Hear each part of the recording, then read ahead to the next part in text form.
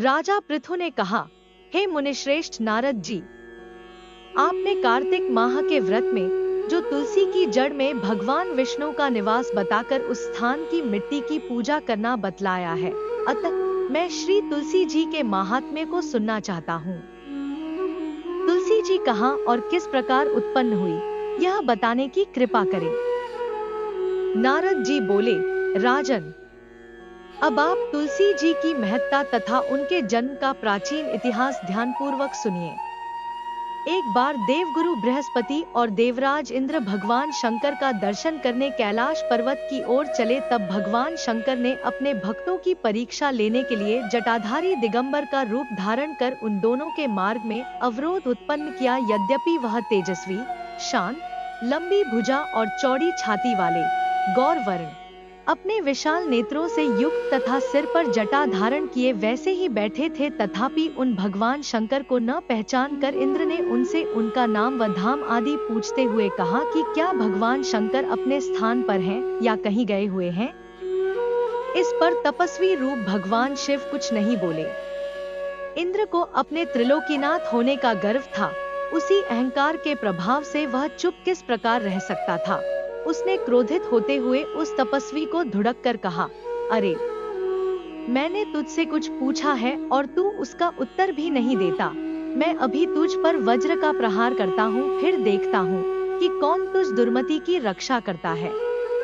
इस प्रकार कहकर जैसे ही इंद्र ने उस जटाधारी दिगंबर को मारने के लिए हाथ में वज्र लिया, वैसे ही भगवान शिव ने वज्र सहित इंद्र का हाथ स्तंभित कर दिया और विकराल नेत्र कर उसे देखा। उस समय ऐसा प्रतीत हो रहा था कि वह दिगंबर प्रज्वलित हो उठा है और वह अपने तेज से जला देगा।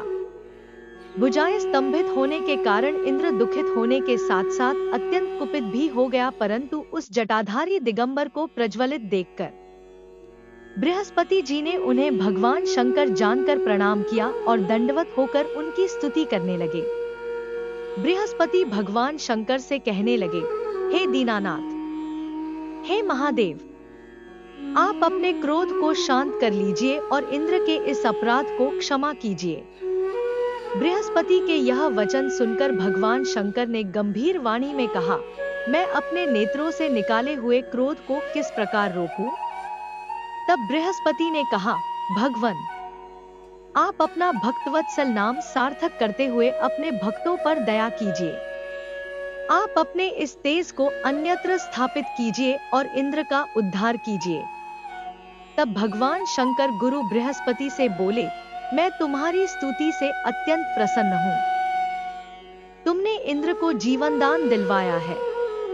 मुझे विश्वास है कि मेरे नेत्रों की अग्नि अब इंद्र को पीड़ित नहीं करेगी।